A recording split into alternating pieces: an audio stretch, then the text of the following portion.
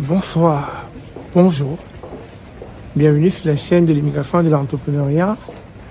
Je suis consulat au ministère de la Justice et puis je me suis rendu compte que les lois ont beaucoup changé de ce côté. Et il y a encore quelques années, c'était... allez-y. Non, je monte. Il y a quelques années, c'était facile de venir au ministère de la Justice, d'entrer et de faire la demande du dossier pour lequel on est là. Dans mon cas, je suis là juste pour vérifier que je n'ai pas d'antécédent criminel. Et ça me prend ce dossier pour pouvoir vaquer à une occupation. Donc maintenant, les choses ont changé et il y a la police à tout, je dirais, j'allais dire à tous les coins de rue, mais partout.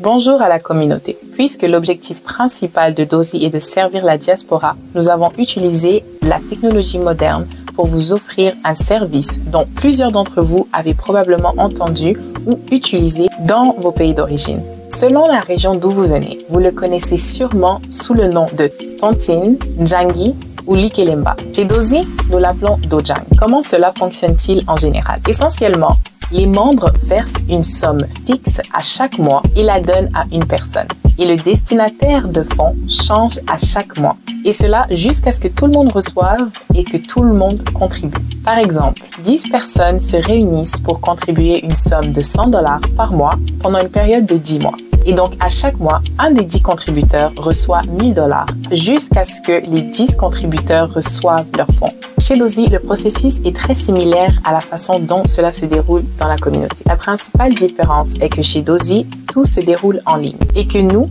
jouons le rôle d'administrateur. Il faut premièrement faire une demande de participation. À ce stade-ci, vous nous dites combien vous voulez contribuer et nous vous demanderons également des informations financières telles que vos relevés bancaires et vos fiches de paie. Par la suite, il faudra payer des frais de participation. La troisième étape sera la cotisation. À chaque mois, vous aurez à verser votre cotisation avant le 25 de chaque mois. Et la dernière étape est de recevoir les fonds. Quand ce sera à votre tour de retirer les contributions, vous pourrez vous connecter à votre compte Dozy et aller directement sur votre portefeuille pour retirer manuellement ou nous vous l'enverrons automatiquement. Il y a cependant 3 conditions pour être admissible. La première étant être basé au Canada. La deuxième est d'avoir un emploi. Et la dernière, c'est avoir un Dozy score de 12 et plus. Pour plus d'informations ou une consultation, veuillez nous contacter directement par courriel à info@dozy.com ou nous visiter directement sur notre site web à dozy.com.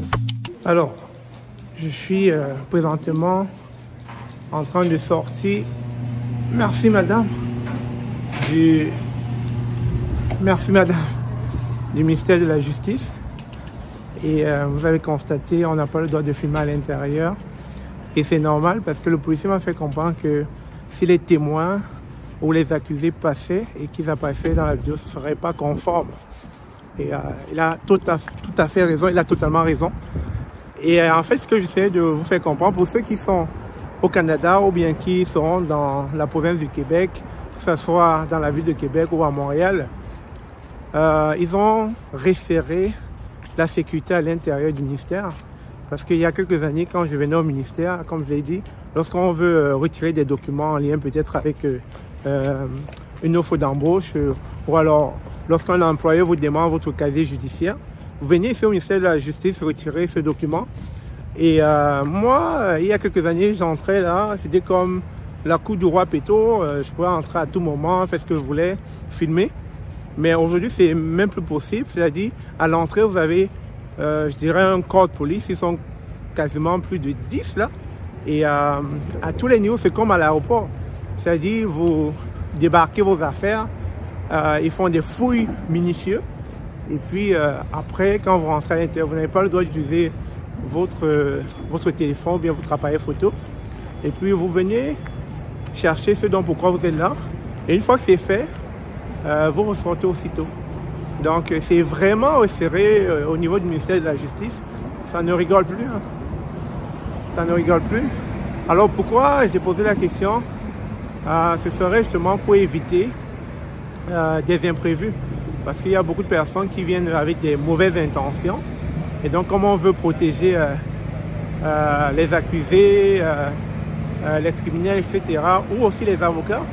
On essaie de renforcer la sécurité afin que tout le monde soit protégé.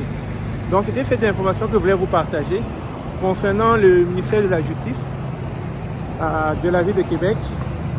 Donc sur ce, on se dit à très bientôt. Il m'a fait plaisir de faire cette vidéo avec vous.